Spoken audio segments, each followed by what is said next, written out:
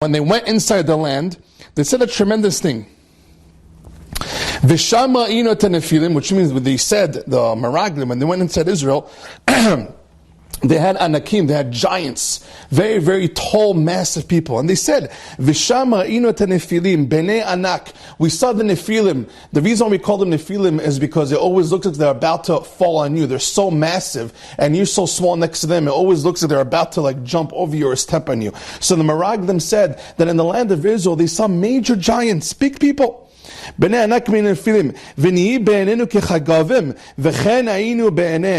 felt like grasshoppers next to them, said the Meraglim, and we were to them like grasshoppers. Which means the Meraglim of here said an unbelievable testimony. When they went to spy in the land of Israel, the people there were giants. They were massive people compared to the Meraglim. The Meraglim felt like grasshoppers. And because they felt like grasshoppers, they really looked at us, meaning the giants looked at the Meraglim, they really looked at them like a bunch of ants, like Rashi says, Nemalim, and grasshoppers. Says the Marsha, an unbelievable lesson over here. What does the pasuk mean at the end? V'chen ainu be'enem, and we were to them also like grasshoppers. Says the Marsha, because they felt, the Meraglim themselves felt like they were grasshoppers next to the giants. What happened was automatically the giants looked at them, V'chen ainu be'enem, they looked at them like grasshoppers. Meaning, first they looked at themselves like small next to the giants, like weak next to the giants. The Meraglim looked at themselves like little bugs, ants and grasshoppers next to the giants. Once they looked at themselves like that, the giants, the Anakim, then looked at them really like grasshoppers. Like they said, what came first, the chicken or the egg? Over here, first the Meraglim looked at themselves like nobody, like grasshoppers. Only then did the Anakim, did the giants look at them also like grasshoppers. Says the Marsha, we learn from here a tremendous lesson. The only time you can get intimidated, and the only time you can let others control you and tell you that they're stronger and greater than you, and you cannot overcome them, is only if you open the door to them to take you over. Which means, over here the Meraglim looked at themselves like bugs, like nothing. And then automatically the giants said, oh, they think they're grasshoppers. They really are grasshoppers. And it's like that in anything in life, says the Marsha.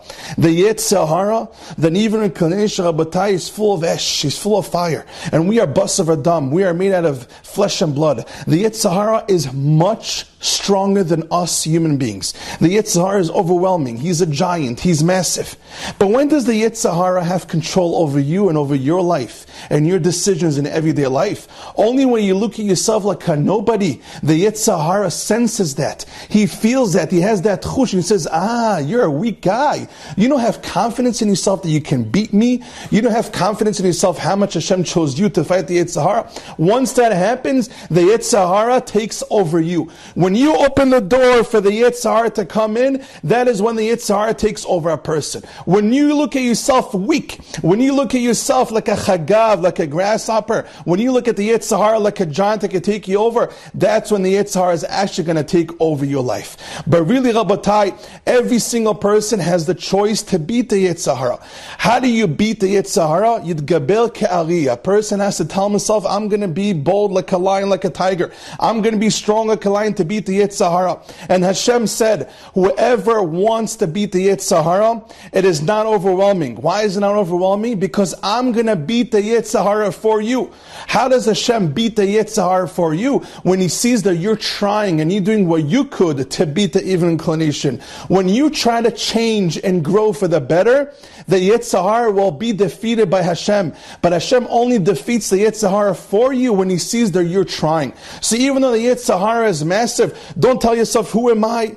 I'm a chagav, I'm just a grasshopper. Because once you don't have confidence in yourself, once you don't value who you are, how you can really beat the Yetzer Hara, the Yetzer Hara is really going to beat you. What a tremendous lesson. And it's like that anywhere in life, Rabbatai.